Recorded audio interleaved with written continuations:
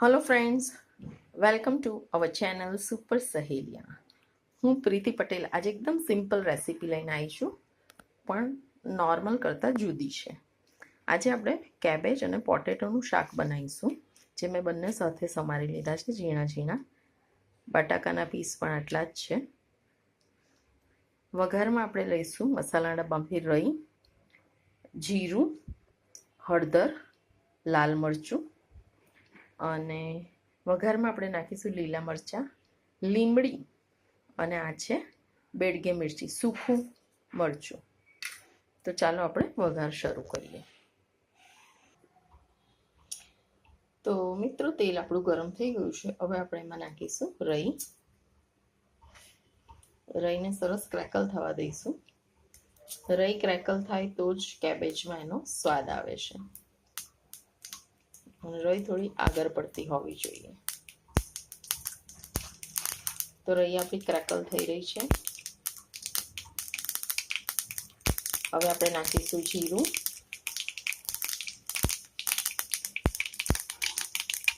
પછી આપણે આ બધો મસાલો નાખી દઈશું. લીલા મરચાં, લીમડી અને બેડગે મિરચી.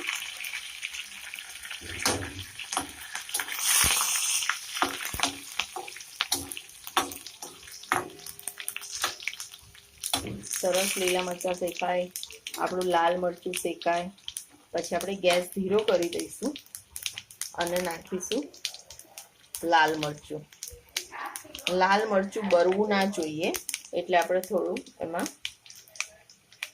પાણી રેડી દઈશું. બળશે તેનો સ્વાદ જતો રહેશે. હળદર નાખીશું અને હવે આપણે કેબેજ અને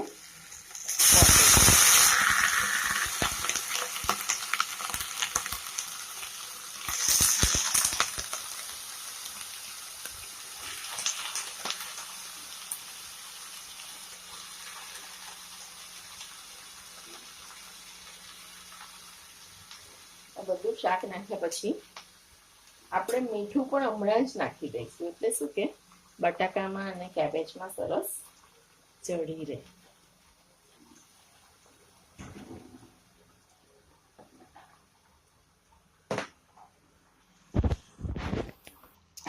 હવે આપણે મીઠું એડ કરી દઈએ.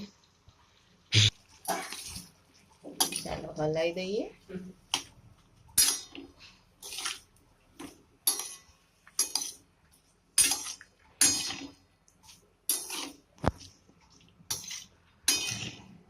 હવે હલાવી અને આપણે હવે એને ઢાંકી દઈશું. થોડું પાણી છે જ ઓલરેડી, એટલે બહુ નથી નાખવાનું.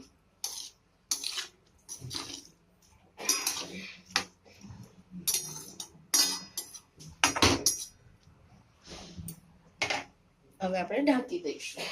હવે એને 10 મિનિટ સરસ થવા દઈશું, પછી ચેક કરીશું. ચેક કે આપણી થઈ છે કે નહીં કેબેજ પોટેટોનું શાક. બટાકા ચેક કરી જોઈશું આપણે. બટાકા ચડી ગયા છે, એનો મતલબ બટાકા ચડ્યા છે તો કેબેજ તો ચડી જ ગઈ હોય. હવે આ જે એક્સેસ વોટર છે એ આપણે બધું થોડી વાર ગેસ ચાલુ રાખીને બારી દઈશું.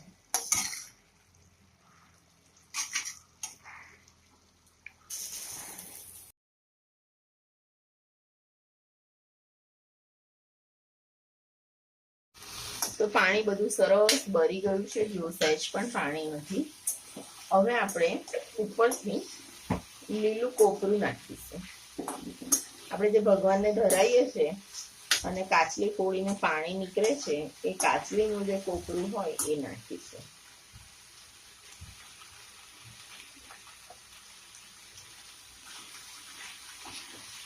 આનાથી તો એકદમ મસ્ત ફ્લેવર આવી જાય છે શાકનો.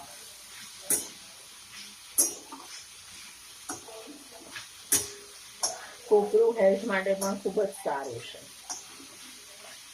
હવે આપણે એને, જો ધાણા હોય તો you can garnish with coriander. ધાણાથી એને ગાર્નિશ કરો. તો આપણી સબ્જી હવે ખાવા માટે તૈયાર છે. તો ફ્રેન્ડ્સ, તમને મારી આ રેસીપી સારી લાગી હોય તો મારી ચેનલને લાઈક શેર અને સબસ્ક્રાઈબ કરવાનું ના ભૂલશો અને keep watching hour another videos we are uploading daily.